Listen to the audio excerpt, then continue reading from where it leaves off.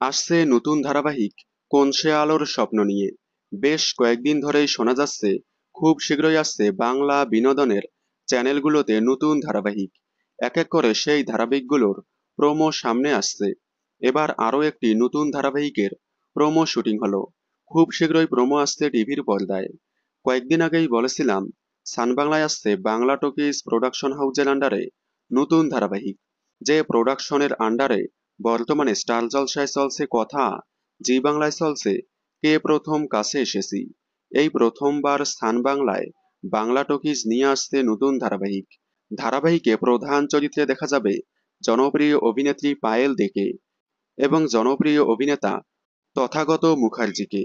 এদের দুজনকেই স্টার জলসার দেশের মাটি ধারাবাহিকে জুটি বাঁধতে দেখা গিয়েছিল। এবার আবারও স্থান বাংলার আসন্ন নতুন ধারাবাহিকে জুটি বাঁধতে দেখা যাবে তাদেরকে। ধারাবাহিকটির নাম রাখা হয়েছে কোন সে আলোর স্বপ্ন নিয়ে। প্রোমো শুটিং কমপ্লিট হয়ে গিয়েছে। আগামী 2-1 দিনের মধ্যেই প্রোমো আসছে সান বাংলার পর্দায়। আপনারা বাংলা টকিজ প্রোডাকশন হাউজের নতুন ধারাবাহিক কোন সে আলোর স্বপ্ন নিয়ে দেখার জন্য কতটা এক্সাইটেড কমেন্টে জানাবেন।